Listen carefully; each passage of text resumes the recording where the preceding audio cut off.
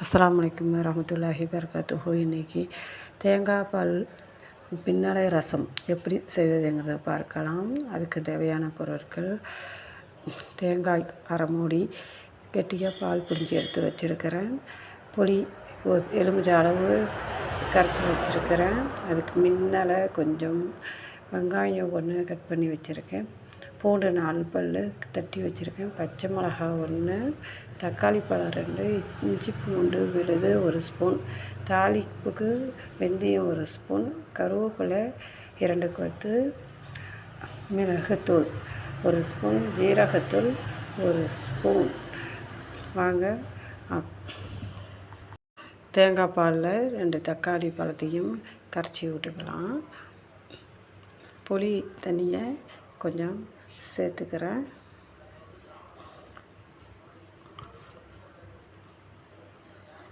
நல்லா கலக்கி விட்டு வச்சுக்கலாம். நம்ம அடுப்பை ஆன் பண்ணி மண் சட்டியை அடுப்பில் வச்சுருக்கிறேன். மண் சட்டி சூடு வந்ததும் நான் நல்லெண்ணெய் 2 ஸ்பூன் சேர்த்துக்கிறேன். வெந்தயத்தை அதில் போட்டுக்கிறேன். வெந்தயம் பொரிஞ்சதும் வெங்காயத்தை சேர்த்துக்கலாம். பூண்டு தட்டி வச்சதையும் சேர்த்துக்கிறேன். பூண்டு வெங்காயம் வதங்கினதும் இஞ்சி பூண்டு சேர்த்து பச்சை வாசனை வர வரைக்கும் வதக்கிக்கலாம்.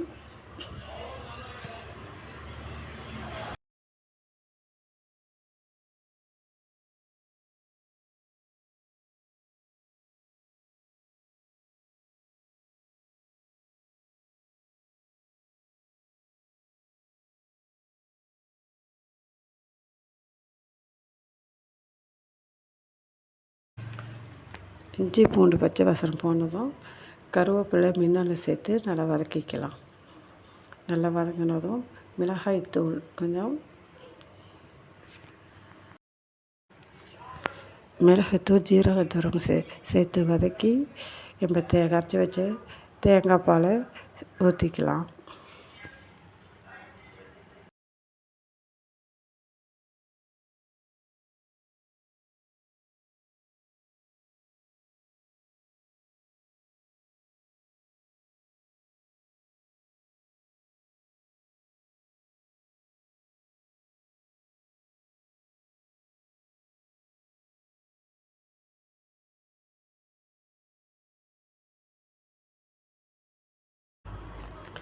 ரசத்துக்கு தேவையான உப்பு போட்டுக்கிறேன்.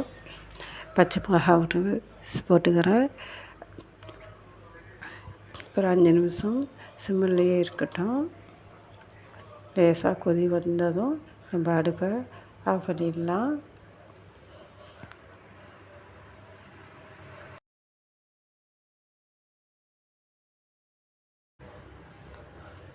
மின்னலை ரசம் ரெடி ஆகிடுச்சு. நீங்களே இதேமாதிரி ட்ரை பண்ணி பாருங்கள். பிடிச்சிருந்தா லைக் பண்ணுங்கள், ஷேர் பண்ணுங்கள், சப்ஸ்கிரைபர் பண்ணுங்கள்.